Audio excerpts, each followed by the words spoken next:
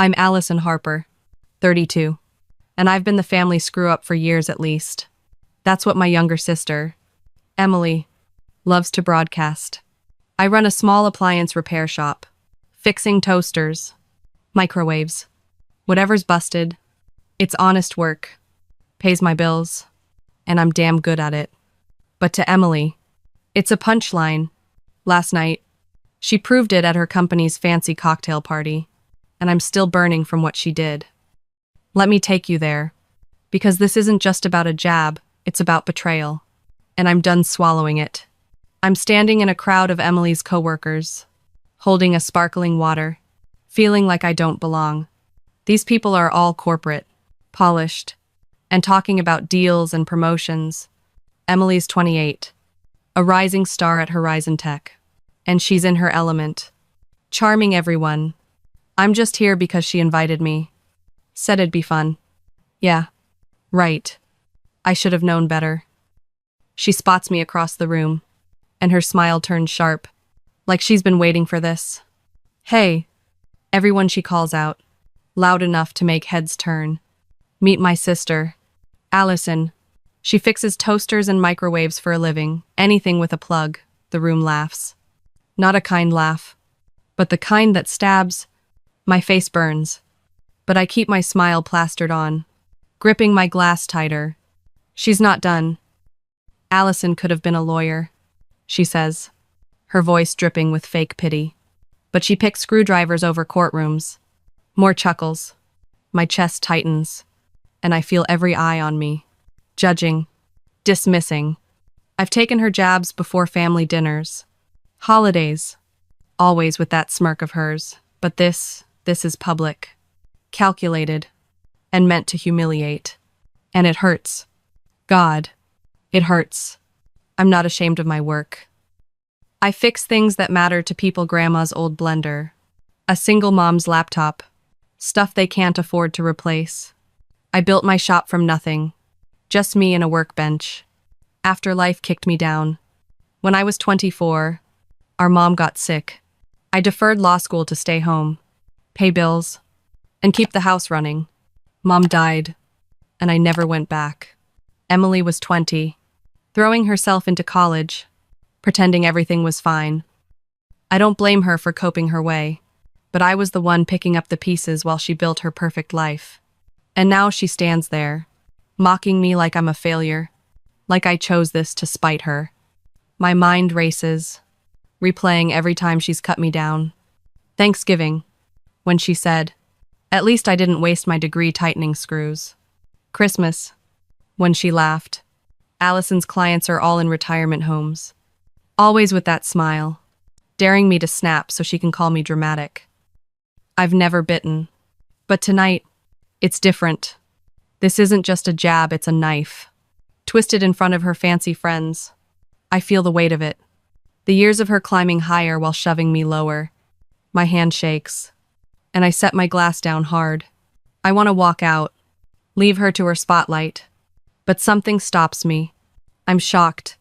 Yeah, my heart's pounding. And part of me wants to cry, scream, anything to make this stop. But there's another part, deeper, harder. That's waking up. I'm done being her punchline. I've spent years building something real, something she'll never understand, and I'm not letting her tear it down. Why does she need to do this? Why drag me here just to humiliate me? What's she hiding behind that perfect smile? I don't know yet. But I'm staying. I'm not running. My eyes lock on her, still laughing with her crowd. Oblivious to the storm she's just unleashed. You're watching this because you know this feeling: someone you love, turning you into a joke, thinking they're untouchable.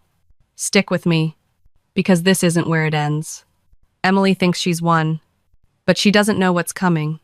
I'm Allison Harper, and I'm not just fixing appliances anymore. I'm fixing the truth. And when it walks into the room, she's not going to know what hit her. I'm back. And if you thought that rooftop party was the end of this mess, buckle up. After my sister humiliated me in front of her fancy coworkers, calling my repair shop a joke, I'm done playing nice. I'm Allison Harper, and I'm about to uncover the truth she's been hiding, and trust me, It's a game changer. Let's dive into what happened next. Because this isn't just about hurt feelings anymore. It's about betrayal. And I'm ready to fight back. I'm in my shop, sorting through a stack of invoices. But my mind's stuck on her words. Allison fixes toasters for a living. That laugh, that crowd, it's all replaying like a bad song. I'm pissed, but I'm not just wallowing. I'm searching for answers. Then I see a delivery slip buried in the pile. Horizon Tech, her company, stamped right there. My shop's been fixing their warehouse gear printers, scanners, coffee machines for 2 years. We've saved them thousands, kept their operations tight, and she never said a word. Not one. Instead, she mocked me, like my work's nothing. This isn't ignorance. It's deliberate, and that hits harder than any insult. Ida deeper, pulling every Horizon Tech invoice.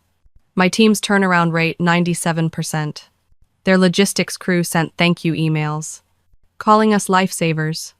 But she stood there, smirking, acting like I'm some lowlife screwing in light bulbs. My blood boils as I piece it together. I flash back to a family dinner last year. She bragged about streamlining her company's operations, took all the credit. Now I see it. She's been writing my work to climb her corporate ladder, then spitting on it to make herself look better. It's not just jealousy, it's theft. She's stealing my worth to prop up her shiny life. The hurt crashes in first. I trusted her, loved her, even when she started pulling away. When I was 24, our mom got sick. I dropped out of law school to pay bills, cook dinners, and hold our family together. She was 20, diving into college, acting like nothing was wrong. I didn't resent her, then she was young, coping, but I sacrificed everything. I lost my scholarship, my dreams, so she could have hers. And this is how she repays me, by turning me into a punchline. My hands shake, and I slam an invoice down. The pain's raw, like a fresh cut, but it's shifting. Anger's taking over, and it's fuel. I pace the shop, my tools scattered like pieces of my life. I think about every jab she's thrown. At least I didn't waste my degree, she'd say, smirking at Thanksgiving. Allison's too busy fixing junk. She'd laugh at Christmas, always with that dare in her eyes, like she wanted me to snap. I never did. But now I get it, she's not just mocking me. She's erasing me because my success threatens her story. I stop pacing, my breath steadying. I'm not letting her rewrite who I am. I've built something real, something she can't touch, and I'm done staying silent. That's when it clicks. I'm not going to scream or cry. I'm going to hit her where it hurts. The truth. You see that me disc, staring at a photo of our mom. Her smile soft but strong. You'd tell me to stand up. I whisper. I'm not just fighting for me. I'm fighting for every time I held us together while she ran free. I decided to go to Horizon Tech's next big event. A product launch in 2 weeks. I won't beg for respect or throw a tantrum. I'll let my work speak, loud and clear. She thinks she's untouchable. Let's see how she handles the spotlight when it's on me. I grab my laptop and pull up our diagnostic reports, every repair, every stat that proves my shop's worth. I call Jake, my 19-year-old part-timer, and tell him to prep our best records. We're showing them who we are, I say, my voice hard. He nods. New questions asked. I test a scanner we fixed for Horizon Tech. It's hum steady, like my resolve. I'm not just angry, I'm focused. Sharp, ready to cut through her lies. My shop's not a joke. It's a lifeline. For me, for my clients, for the truth she's buried. You're watching because you know this stings someone you love, twisting your worth to lift themselves. I've been there, and I'm not staying down. She thinks she's got me figured out, but she's about to learn I'm not the sister she can push around anymore. Stick with me, because this plan's just the start. When I walk into that launch, the truth's coming with me, and it's gonna hit harder than any jab she's ever thrown. Welcome back, fam. If you thought I was gonna let my sister's betrayal slide after she mocked my repair shop in front of her corporate buddies, you're dead wrong. I'm Allison Harper, And I've uncovered the truth: she's been using my work to climb her ladder at Horizon Tech while calling me a joke. Now, I'm at their big product launch, ready to face her head on. This isn't about petty revenge, it's about setting the record straight. And I'm not backing down. Let's jump into the confrontation, because this is where the drama hits hard. I'm at the launch, holding a stack of diagnostic reports, my proof that my shop's been saving Horizon Tech's bacon for 2 years. She's up on stage, all confidence, giving a speech about team excellence and how she streamlined operations. My stomach churns, she's taking credit for my work. Again, the crowd claps as she steps down, and I make my move, catching her near the refreshment table. Nice speech, I say, my voice steady but sharp. Too bad you forgot to mention my shop's role in your streamlined operations. Her eyes narrow, but she laughs, loud enough for nearby coworkers to hear. Oh, come on. It's just subcontractor work. Don't make a big deal out of it. I'm not fazed. I step closer, holding her gaze.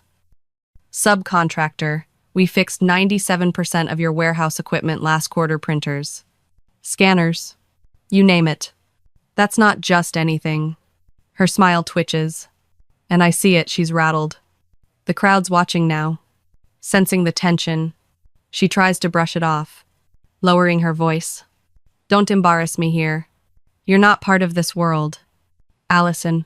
Her words sting, but I'm done letting them cut. I'm part of it enough to keep your logistics team running. I fire back. You used my work to look good, then mocked it in front of everyone. That ends now. She pivots, trying to flip the script.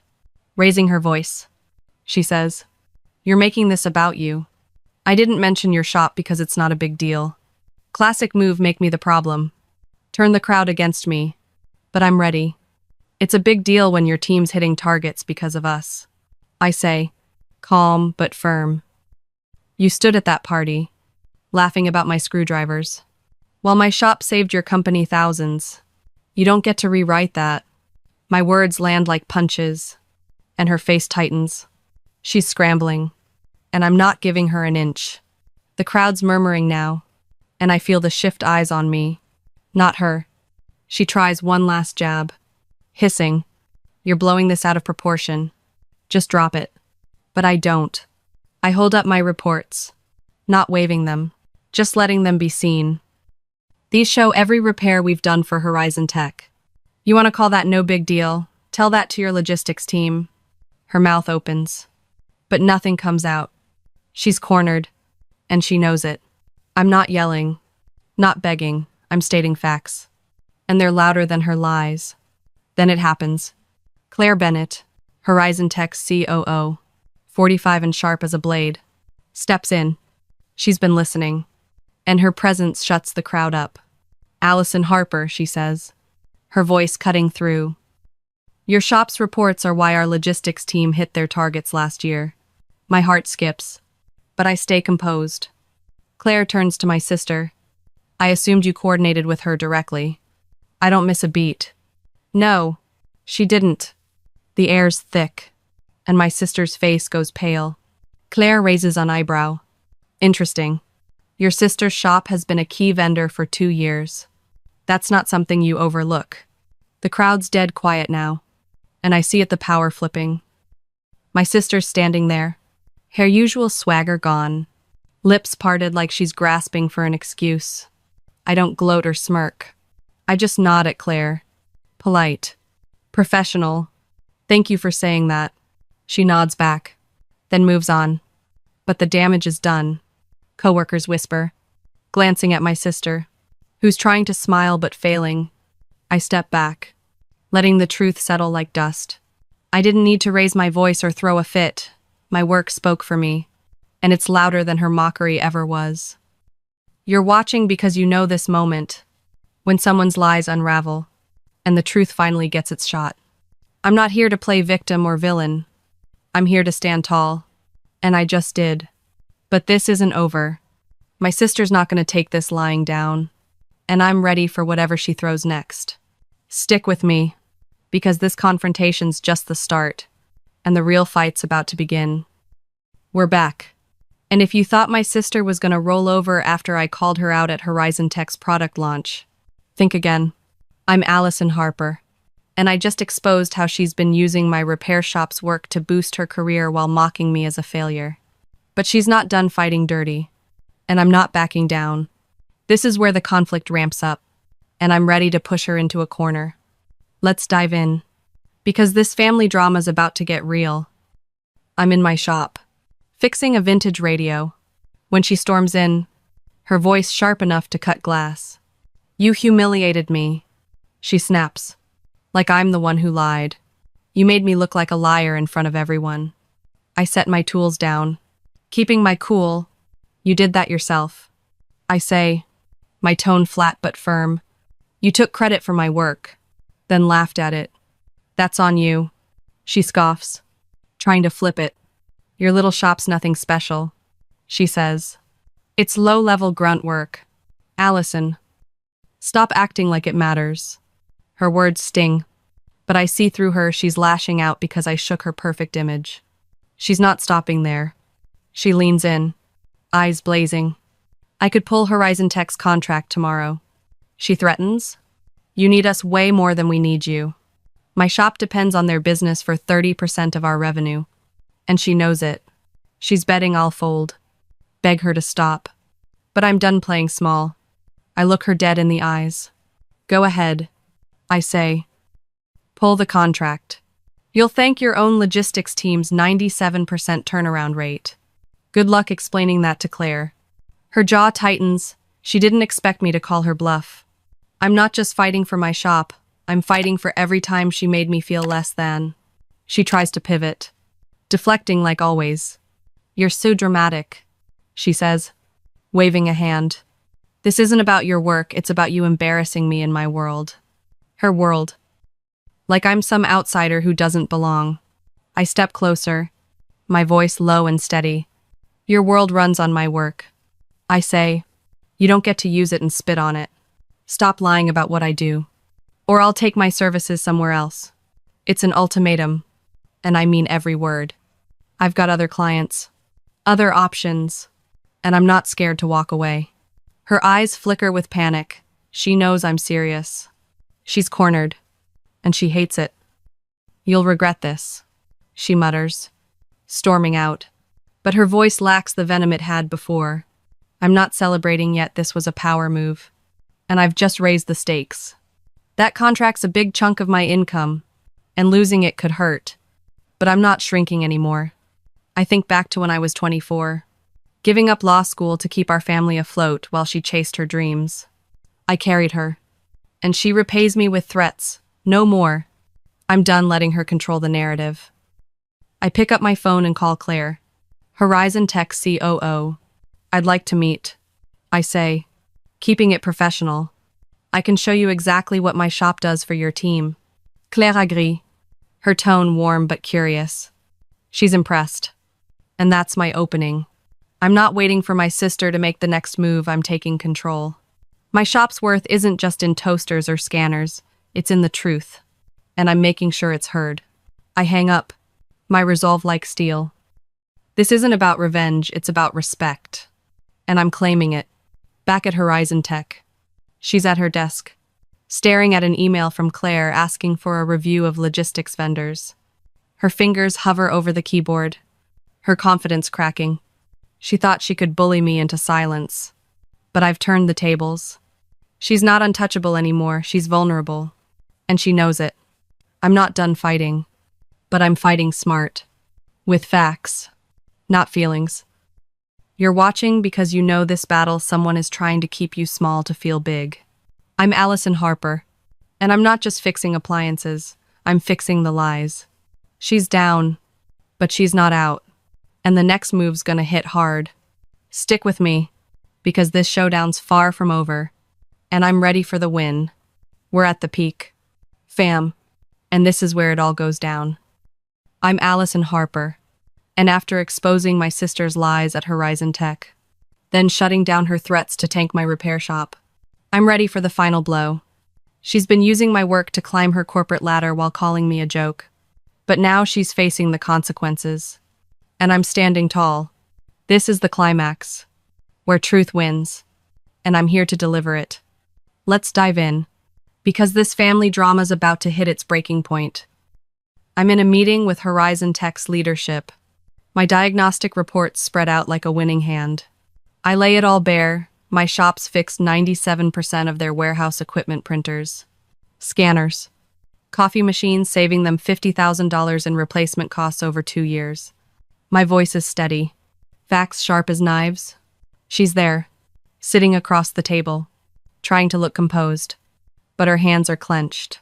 She jumps in, desperate to save face. I oversaw the logistics chain, she says, her voice too loud. That's why we hit our targets. You don't even blink. Claire, the COO, 45 and no nonsense, cuts her off. Oversaw, or took credit, the room goes still. Claire's words hang heavy, and my sister's face flushes red. Allison's shop is the backbone of our efficiency, Claire says, turning to me. Your reports show precision our engineers couldn't match. I nod, calm but firm. My team works hard. We deliver. Claire leans forward. I want a direct contract with your shop. No middlemen. My heart pounds. This is huge. A game changer for my business, but I keep my cool. I'm open to that, I say. The room's buzzing now. Colleagues whispering, glancing at my sister, whose influence is crumbling fast. She tries one last deflection. I didn't know the details. She mumbles, but it's weak, and no one's buying it. Claire's eyes narrow. You didn't know your key vendor. That's not oversight, that's negligence. The words land like a slap, and my sister's shoulders slump. She grabs her papers and leaves. Head down, the room's eyes trailing her. It's done, she's exposed. Her credibility shot. Co-workers who once fawned over her now murmur about her mistake. She's not just humbled, she's outplayed. And my work's the reason why. I don't gloat. I don't need to. Outside, I find her by the elevator, eyes red, looking smaller than I've ever seen.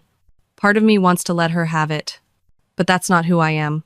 I didn't do this to hurt you, I say, my voice low but clear. I did it because I'm worth more than your punchlines. She looks up, voice shaky. I messed up. Allison, I'm sorry. It's not enough. Not yet. But it's a start. I don't let her off easy. You can fix this, I say. Start with the truth, own it. She nods, barely, and I walk away, my head high. I've won, but it's not about crushing her, it's about standing for what's right. This is my victory, and it feels good. But it's not cruel. I think back to when I was 24, giving up law school to keep our family afloat while she built her life. I carried that weight, and she mocked it. Now, the scales are balanced, not because I tore her down, but because I lifted the truth. The crowd at Horizon Tech saw it, and so did she. I'm not just a sister or a repair tech, I'm a force, and I've earned my place. You're watching because you know this feeling when justice lands, and the liar's mask falls off. I'm Allison Harper, and I didn't just win a fight, I won my worth. She's down, but I'm not kicking her while she's there. I'm giving her a chance to grow. Stick with me, because this story's not over. The truth's out, and now it's time to see what we rebuild from here. We're at the end, fam, and this is where the dust settles. I'm Allison Harper, and after exposing my sister's lies, shutting down her threats, and proving my shop's worth to Horizon Tech, I've taken back my power. She mocked my work, used it to climb, but now she's faced the consequences, and I'm standing stronger than ever. This is the resolution, where I find peace and show you what real victory looks like. Let's wrap this family drama up, because it's about truth, not trophies. My shop's thriving, buzzing with new clients. Some from Horizon Tech's referrals after I secured that direct contract. I've hired another part-timer, training them with the same grit I've always had. This place is mine again, free from her shadow. I'm not chasing her corporate world, I'm building my own, one fixed appliance at a time. An old man brings in his late wife's mixer, tears in his eyes when it hums again. A single mom hugs me when I save her laptop before midterms. These are my wins. Not headlines. But they're everything. I met her at a cafe. Just the two of us. She's Keter now. No smirk. No jabs. I was wrong, she says. Voice low. I envied you. Allison, your strength. Your freedom. It's raw. Real. And I believe her. I don't hug her or gush. We're not there yet. Keep being honest. I say. That's how we start. We talk. Carefully. Like strangers learning to trust. It's not the sisterhood we had as kids. But it's a step. And that's enough. I think back to when I was 24. Sacrificing law school for our family while she ran free. I don't need her to carry that weight now, I've let it go. I'm at my workbench. Fixing an heirloom clock. Its ticks steady. Like my heart. I used to think respect came from titles. I say to myself, voice firm. Now I know it's standing in your truth. No matter who tries to bury it. She doesn't mock me anymore. Sometimes she texts, asking small things how to budget, how to reset her thermostat. I answer, not for her approval, but because I'm free from needing it. My worth's not tied to her or anyone. You're watching because you know this fight reclaiming your value when someone tries to steal it. I'm Allison Harper, and I didn't win by shouting or destroying her. I won by being undeniable. My shop, my work, my truth, they're my ground. Not a ladder. The peace I feel, it's hard-earned. Real. Not a fairy tale. She's learning. I'm growing. And that's the hope we take forward. Keep watching. Because this isn't just my story, it's yours. Too. Every time you stand up and say, I'm enough. What does it feel like when the world you've painted with care, every stroke deliberate, every color chosen, crumbles in a single moment? I'm Lucy, 38, an illustrator in Portland's quiet suburbs, where my rose garden hums with secrets I never suspected. That Tuesday afternoon, as I sketched a whimsical fox for my next children's book, I waited for my husband, Logan, to return from his business trip. Instead, he brought a storm that would unravel 17 years of marriage, and the woman by his side was no stranger. She was my best friend. My little house on Elm Street, with its white picket fence and roses climbing the trellis, was my sanctuary. I'd sit for hours, herbal tea steaming beside me, sketching stories that made children laugh and dream. That day, the air felt heavier, the roses less vibrant, as if they sensed what was coming. The doorbell rang, sharp and insistent. I opened the door, expecting Logan's familiar grin, but his face was a mask, cold, unyielding. Behind him stood Ava, her blonde hair catching the sunlight, her smile smug as if she'd already claimed my life. Without a word, Logan dropped a thick envelope on the oak table. Divorce papers, he said, voice flat. Sign them. And starting next month, send me $9,000. You don't do anything anyway. The words hit like a slap, but it was Ava's presence, my high school confidant, my maid of honor, that stole my breath. I stood frozen, my sketch pad still open to the fox's half-drawn eyes. 17 years of marriage, of shared coffee mornings and quiet evenings, dissolved in his gaze. Ava clung to Logan's arm, her eyes daring me to break. 100 questions churned in my mind. Why her? Why now? But I swallowed them. A divorce? Fine, I said, my voice steady, though my heart raced. Logan's eyebrows lifted, surprised by my calm, and I saw a flicker of doubt in Ava's smirk. I picked up the envelope and walked to my studio, the door clicking shut behind me. Their whispers followed, Ava's voice low and mocking. Told you she's weak. What's there to fear? In the studio, surrounded by watercolors and half-finished manuscripts, I placed the papers on my desk. My fingers trembled, not from heartbreak, but from a fury I hadn't known I could feel. Logan thought I was just a dreamer, scribbling unprofitable kids' books, but he'd never seen the royalties piling up, the contracts stacking in my inbox. Ava, whom I'd met at 17 in a Seattle classroom, her laugh bright as wind chimes, had always had a way of taking what wasn't hers. I'd laughed off her high school quips about boring boys and taken ones, thinking I was different. Now, her betrayal cut deeper than Logan's. As I stared at the divorce papers, something stirred. A plan, fragile but sharp, like the edge of a blade. They thought they'd won, but I was no longer the Lucy who poured tea and smiled through doubts. I was the woman who'd turned their smug victory to ash. How do you unravel a friendship woven over decades, only to find its threads were always laced with deceit? In my Portland studio, the divorce papers sat like an uninvited guest, Logan's cold demand for $9,000 echoing in my ears. I was Lucy, 38, no longer the naive girl who trusted too easily, but the woman who'd once shared a desk with Ava, laughed with Logan over coffee, and believed love could be a straight line. As night fell, painting shadows across my sketches, I traced the roots of their betrayal, unearthing memories I'd buried, and set the first stone of my plan. Ava and I met in a Seattle high school, our desks scratched with teenage dreams. At 17, her wavy blonde hair danced like it held secrets, and her whispers about boys, always the ones with girlfriends, felt like harmless rebellion. "They're more interesting when they're taken," she'd say, her smile disarming. I laughed, thinking it was bravado, not a blueprint. We bonded over doodles in history class, her charm pulling me into her orbit. I shared my fears, my crush on Logan, the quiet art student with a crooked grin. When he chose me, Ava clapped my shoulder, her eyes bright. "You're lucky, Lucy," she said.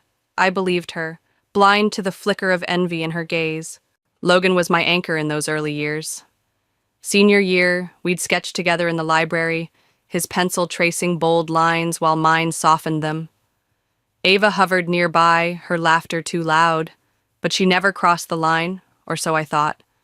When Logan and I married at 21, Ava was my maid of honor, her toast full of warmth. "To Lucy, who deserves forever," she said, raising her glass. I smiled, ignoring the way her eyes lingered on Logan. We drifted to different colleges, but weekends brought us back to a downtown coffee shop, our safe corner. Logan, Ava, and I sipped lattes, jazz humming in the background, as if time could freeze us there. I didn't see the cracks forming, the way Ava's questions about Logan grew sharper, or how he'd glance at her when he thought I wasn't looking. At 28, Ava announced her engagement to Graham, a Chicago architect with steady hands and a quiet kindness. I met him at a dinner, his eyes soft as he refilled Ava's wine, his calm grounding her restless energy. I designed their wedding invitations, lavender blooms curling around their names, believing Ava had found her match. Their ceremony in a greenhouse felt like a new chapter. "You and Graham are my forever people," Ava whispered, hugging me. But forever, I learned, was a word Ava used lightly. 3 years later, her calls grew frequent, complaints about Graham's silence, his lack of spark. "He doesn't get me," she'd sigh. I urged her to talk, to listen, but her voice held a restlessness I didn't yet understand. That night in my studio, as Portland's rain tapped the window, I saw the pattern I'd missed. Ava's charm had always masked calculation. Logan's devotion had been a performance. My fingers steadied as I emailed my attorney, Helen, a sharp woman who'd guarded my illustration copyrights. "Review every asset in my name," I wrote, my heart pounding. Then I logged into a secondary bank account, one I'd kept quiet, where royalties from my children's books, hundreds of thousands of dollars, lay untouched. Logan thought my art was a hobby, and Ava saw me as a shadow, but they'd underestimated me. I closed my laptop, the rain louder now, and felt a steel resolve settle in my bones. The girl who'd trusted them was gone. The woman who'd outsmarted her betrayers was just beginning. Their game was on, but I'd play it better, with silence as my shield and success as my sword. When does suspicion harden into truth, sharp enough to cut through years of denial? In my Portland studio, rain still drumming against the windows, I'd uncovered the roots of Ava and Logan's deceit, my secret bank account, a quiet rebellion against their betrayal. I was Lucy, 38, no longer blind to the cracks in my 17-year marriage, but the full weight of their affair, and its cost, would soon crash over me like a winter tide. As I sifted through memories and planned my next move, the past revealed how deeply Logan had entwined himself with Ava, and a stranger's evidence would forge an unexpected alliance, while my own body betrayed me in ways I never foresaw. The signs had been there, subtle at first, like smudges on a canvas. 6 years ago, Ava announced her pregnancy, her voice trembling with joy as she cradled her 3-month bump. She told me before Graham, her husband, her excitement spilling over in a hospital waiting room. "This makes everything mine," she said, words I didn't then understand. Logan offered to help, claiming Graham was too busy with architectural projects in Chicago. I nodded, trusting his kindness, but soon his help became an obsession. He drove Ava to checkups, bought her vitamins, even noted her diet in a notebook I found one morning. Week 16, no seafood. When I asked, he shrugged, eyes hard. "Graham's absent, Lucy. Ava needs someone." I bit back my unease, but the ground beneath our marriage shifted. Logan's absences grew longer, his excuses thinner. He'd leave at night, claiming Ava had cramps, or take days off to attend her prenatal classes. I suggested Graham should go, that it was his place, but Logan snapped, his voice ablade. "You're selfish, Lucy. You sit in your studio, drawing, clueless about her struggles." I swallowed my words, not because I believed him, but because arguing felt like shouting into a void. When Elise was born, Logan stood outside the delivery room, not Graham. A nurse, mistaking me for a bystander, said, "You're Mr. Logan's wife? He's so devoted to Miss Ava." My chest tightened, but I turned away, hiding the shock rising like bile. Neighbors began whispering, mistaking Logan for Elise's father, and each rumor chipped away at the life I thought I knew. Weeks after the divorce papers, as I pored over bank statements in my studio, the doorbell rang, steady and deliberate. Graham stood there, his architect's neatness marred by dark circles under his eyes, a leather folder in hand. Over coffee, he spoke without preamble. "I hired a private investigator 3 months ago. I thought Ava was hiding something. It's Logan." He slid the folder across the table. Receipts, video stills, security footage of Logan and Ava leaving a hotel 5 miles from here, 3 times a week. My hands went numb, the truth no longer a shadow, but a glaring light. "Why tell me?" I asked. Graham's voice was low, resolute. "Because you're not like Ava. You have self-respect, and Elise deserves a world without lies." We agreed to gather evidence quietly, allies in a silent war, our shared pain forging a bond stronger than betrayal. Then, during a routine checkup, my world tilted again. The doctor's frown at the ultrasound led to tests, then a diagnosis. A benign ovarian tumor, large enough to require surgery and months of hospital observation. Alone in the waiting room, clutching my medical folder, I felt small, the hum of Portland's hospital fading. I called Logan, not for comfort but to test him. He answered on the 6th ring, voice clipped. "I'm busy, maybe I'll stop by." Ava's laugh echoed in the background. I hung up, my resolve crystallizing. The tumor was a battle, but so was my life, and I'd fight both with the strength they never saw coming. How do you keep creating when your body falters and the child you love slips away? In a Portland hospital bed, an IV dripping steadily, I faced a tumor that demanded months of my strength, while Graham's folder of evidence against Logan and Ava burned in my mind. I was Lucy, 38, an illustrator whose world had fractured, yet my pencils still danced across pages, sketching hope where despair loomed. As I fought to hold my ground, Ava's shadow grew, pulling Elise further from me, but a single visit would shift the balance, revealing the power I'd built in silence. The hospital room was a sterile cocoon, its beige walls softened by my sketchpad's vibrant hues. Between treatments, I worked on Luna and the Hill of Light, a children's book about a girl who found courage in darkness. Each stroke was defiance, a refusal to let illness or betrayal define me. But Elise, the 15-year-old I'd cradled through fevers and taught to draw, was fading from my life. Her texts, once full of emojis, dwindled to curt replies, busy with school, or silence. I sensed Ava's hand, weaving stories to distance us, her manipulation as deft as ever. Each unanswered message was a needle in my chest, yet I kept sketching, the story's light a tether to the woman I still was. Graham visited weekly, his presence a quiet anchor. He'd bring walnut scones, my favorite, or daisies that brightened the room's gloom. We'd talk about Elise's science projects or his latest blueprint, avoiding the folder's weight between us. His kindness, steady as Portland's evergreens, stitched together the edges of my fraying heart. One afternoon, he set a scone on my tray and said, "You're stronger than you know, Lucy." I smiled, not fully believing him, but his words lingered, a seed taking root. Our alliance grew, not in words but in shared glances, a mutual vow to protect Elise from the lies Ava and Logan spun. Then Logan appeared, unannounced, his white shirt wrinkled, a bag of oranges in hand, fruit I'm allergic to. "Just stopping by," he muttered, eyes scanning the room. "Ava's in the car." I nodded, my pencil still moving. His gaze landed on my sketch, a half-colored Luna under a glowing hill. "Still doing this stuff?" he scoffed. "With your condition, maybe take a break." Silence stretched, my fingers tightening around the pencil. Then I looked up, voice calm. "I signed a deal last week. Luna's becoming an animated series. My income last year? Nearly $500,000. His jaw slackened, the smugness draining from his face. "You're serious?" he stammered. I turned the page, resuming my work. "I don't need anyone, Logan, especially not someone who was never there." He left without another word, his shadow fading down the hall. That moment wasn't triumph, it was clarity. Ava's influence over Elise stung, but I wasn't powerless. My bank account, brimming with royalties, was a fortress Logan couldn't breach. My art, thriving despite the hospital's hum, was a world I'd built alone.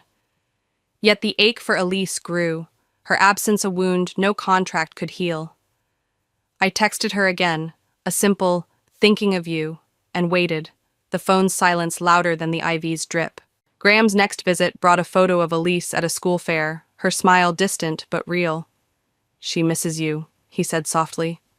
I clutched the photo, my resolve hardening. I'd fight for her, for us, not with rage, but with the quiet strength of a woman who'd learned to stand unbroken, even as the world tried to pull her down. What happens when the lies you've lived by unravel in a single room, exposing the raw truth beneath? In my Portland hospital bed, I'd shown Logan the strength he'd never seen, my $500,000 empire a silent rebuke to his betrayal. I was Lucy, 38, my tumor battle paralleled by a deeper fight, to reclaim Elise and my life from Ava's grasp.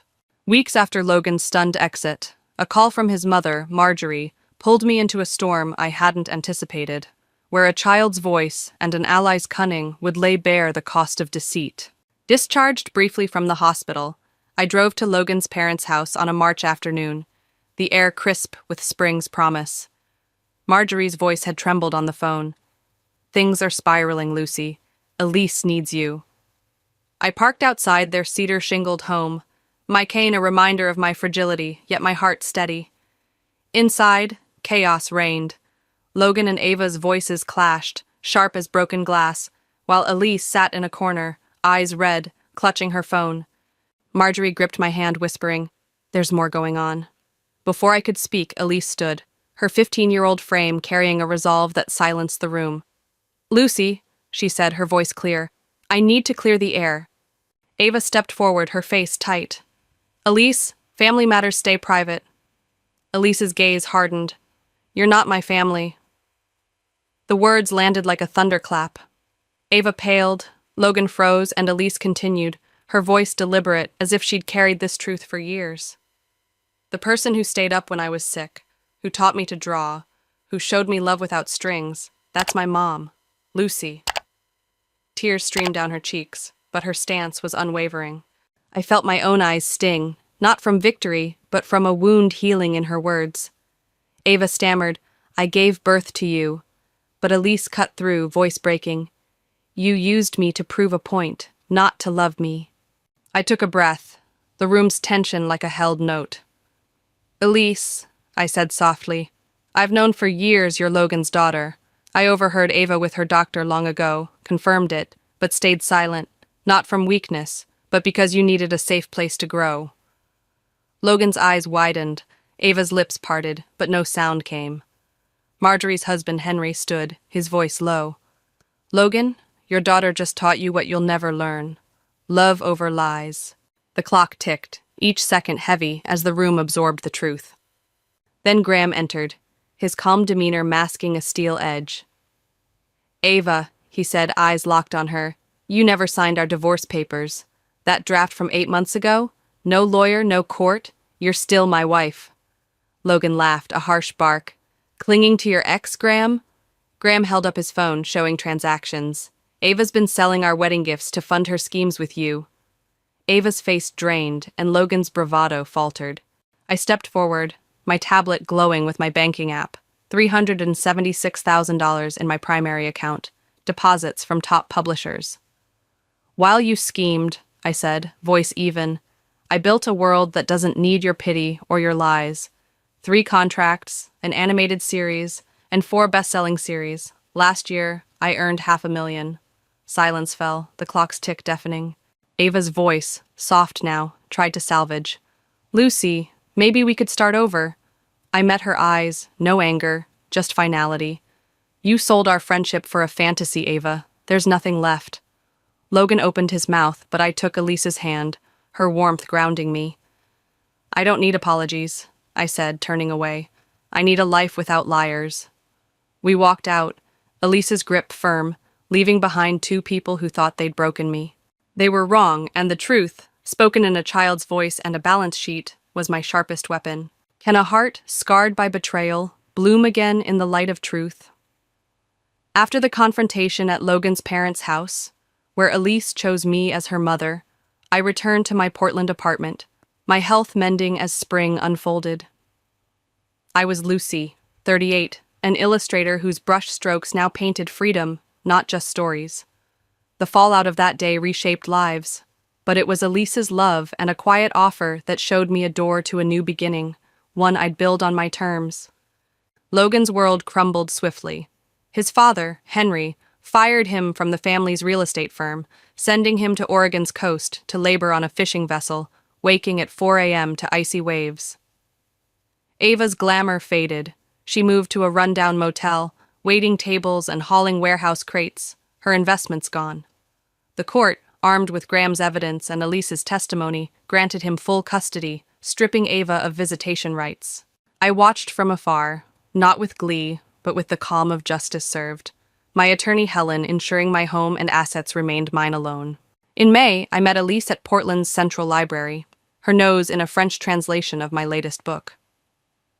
"I'm learning French to translate your stories," she said, eyes bright. "Kids everywhere should read them." My heart swelled. Her dream wove mine into a legacy beyond my studio's walls. My health stabilized, treatments now monthly checkups, and I painted again, watercolors healing what words couldn't. One evening, Graham arrived, a lavender bouquet in hand. "Life's giving us a second chance," he said. "Will you start again, with someone who stays?" I paused, then placed the flowers in a vase. "Will you wait?" He nodded, his kindness a promise tested by time. I believed him, not for words, but for his steady presence. Lucy's story proves that betrayal's wounds can lead to freedom's open fields. I didn't collapse. I rebuilt my art, and Elise's love is my greatest victory. What do you think of my journey? Share below, and follow for more stories of truth and triumph. What does it mean to truly know your worth? In my Portland apartment, where sunlight filters through orange grove branches, I sit with my sketch pad, the scars of betrayal now lines in a story I've reclaimed. I'm Lucy, 38, an illustrator who once measured my value by the love I gave, not the strength I held. The pain of losing those I trusted taught me a lesson sharper than any pencil. My worth isn't defined by others' validation, but by the quiet power I cultivate within. I used to think love meant holding tight, even when it hurt, letting Logan's dismissals and Ava's charm dim my light. But their deceit was a mirror, reflecting not my flaws but my resilience. Each book I illustrated, each dollar I earned was a brick in a foundation I hadn't seen until it held me upright. Now, as I paint a new tale of a girl who finds her voice, I understand that worth isn't borrowed from applause or tethered to loyalty.